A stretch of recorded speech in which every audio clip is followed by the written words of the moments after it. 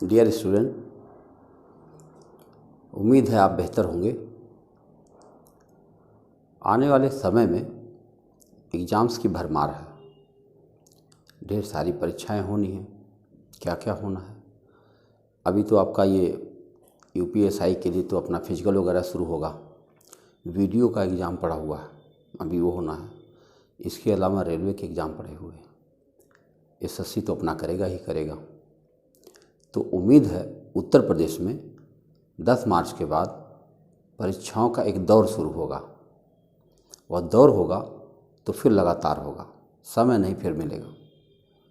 अभी से आपको अपने लिए समय निकालना शुरू कर देना चाहिए। बहुत सारी चीज़ें आपको दोहरानी बची हैं। आप जो पहले पढ़े हुए हैं उन्हें दोहराना है, और जो अभी नया जो पढ़ना बाकी है वो तो है ही है। जब आपने निर्णय ले ही लिया था कि अब हम पढ़ करके अब कोई नौकरी ले लेंगे, ये तमाम लोगों से अलग सोच थी। तमाम लोगों ने पैसे कमाने के लिए अलग अलग तरह के काम किए। आपने उन सब को छोड़ करके ये नया रास्ता चुना कि हम पढ़ाई करेंगे, पढ़ाई करके एक परीक्षा पास करेंगे और फिर एक जॉब ले लेंगे, एक शानदार ज़िंदगी जिएंगे। तो जब आपकी सोच अलग थी तो आपके फिर काम भी अलग होने चाहिए। अलग मतलब क्या होगा? अलग मतलब ये होगा कि आप अपने समय को अच्छे से मैनेज करिए। Time management. आपने कभी महसूस किया होगा कि कोई दिन ऐसे बीत गया जिस दिन किताब भी नहीं खुली और फिर भी बुरा नहीं लग रहा है ऐसा समय बीत गया। ठीक है, ये समय होता है, ऐसे भी बीत जाता। मतलब एक ऐसी चीज़ है संसार में, जैसे हमारे जेब में 100 रुपये हैं तो 100 रुपया अगर मैं ना खर्च करूं तो हमारे जेब में पड़ा रहेगा, वो बहुत दिनों तक पड़ा रहेगा। जब तक नहीं खर्च करेंगे तब तक पड़ा रहेगा। लेकिन समय के साथ ऐसा नहीं है। समय हम नहीं खर्च करेंगे तो भी खर्च हो जाएगा क्या गजब है ना। और उम्र एक एक साल बढ़ती चली जाएगी। तो जो समय अभी मिला हुआ है, इस समय का एक बेहतर इस्तेमाल आप कर सकें। वो बेहतर इस्तेमाल आप कैसे करेंगे, उस समय का प्रबंधन होता है। समय का प्रबंधन अगर आप देखें, यानी एक विद्यार्थी के जीवन में मुझे लगता है कि समय का प्रबंधन एक बहुत बड़ा मुद्दा है। टाइम मैनेजमेंट इसको कहते हैं। देखिए, अगर हम देखिए कि भाई समय का प्रबंधन हम करना चाहते हैं,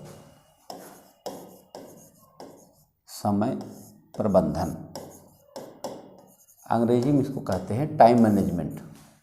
हालांकि ये टाइम मैनेजमेंट सबके लिए इम्पॉर्टेंट है, केवल विद्यार्थी के लिए नहीं है।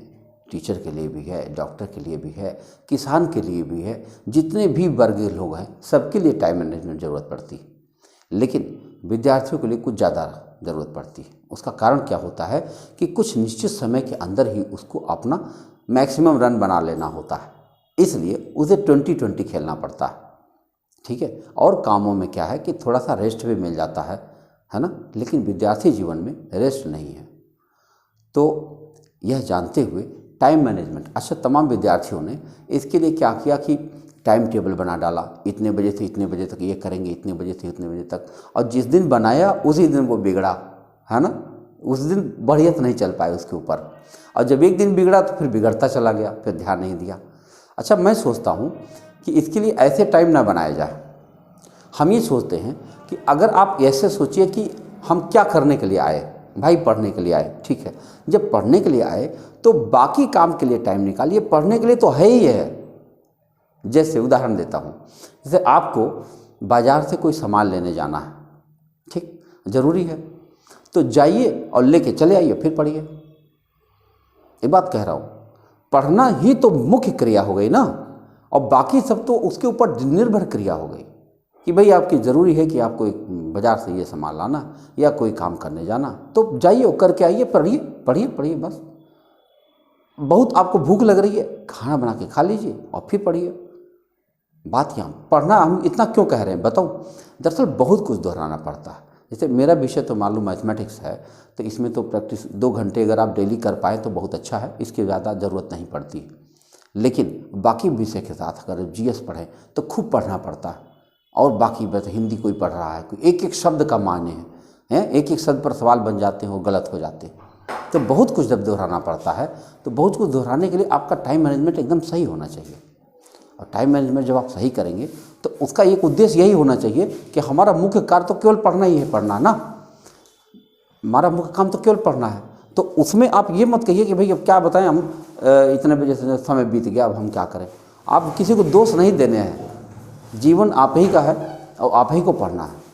तो आपको ये करना होगा कि बस लग जाइए और लग जाइए।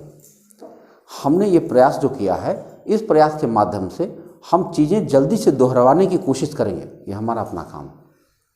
लेकिन आप अपने दिल से तो तैयार रहिए कि हम करना चाहते हैं।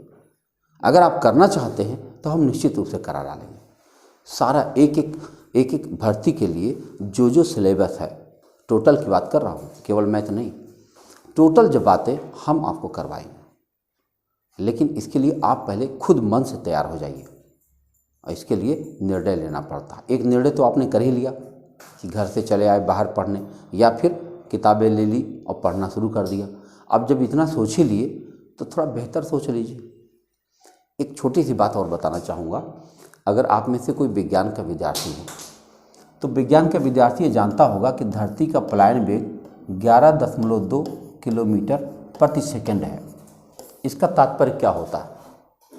इसका तात्पर्य ये होता है कि अगर धरती से कोई वस्तु अंतरिक्ष में जाना चाहती है तो उसके लिए एक निश्चित रफ्तार होना जरूरी है, तभी वो जा पाएगी। इसके नीचे कोई भी रफ्तार होगी तो ज़मीन पर गिर जाएगा, बस वो जा नहीं पाएगा।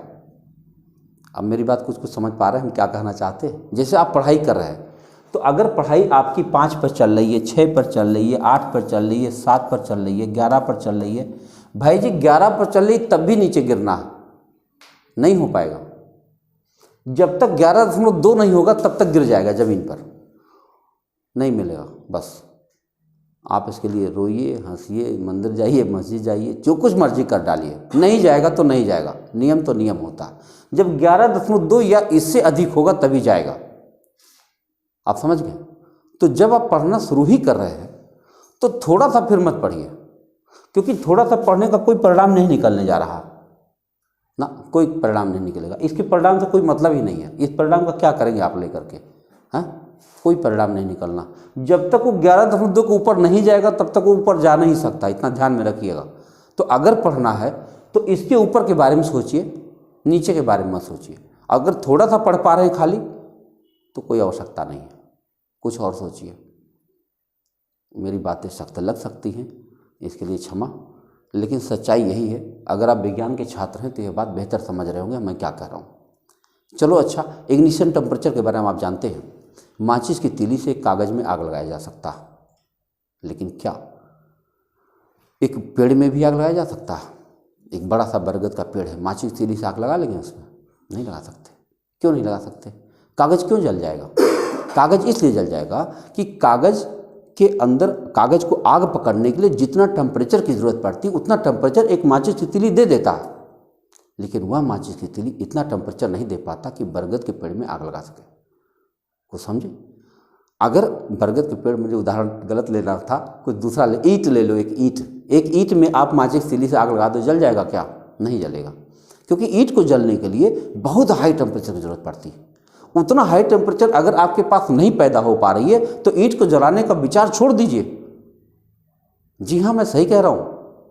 अगर आप उतना हाई टेम्परेचर पैदा कर पा रहे हैं तब सोचिए कि हम ईंट में आग लगा सकते हैं।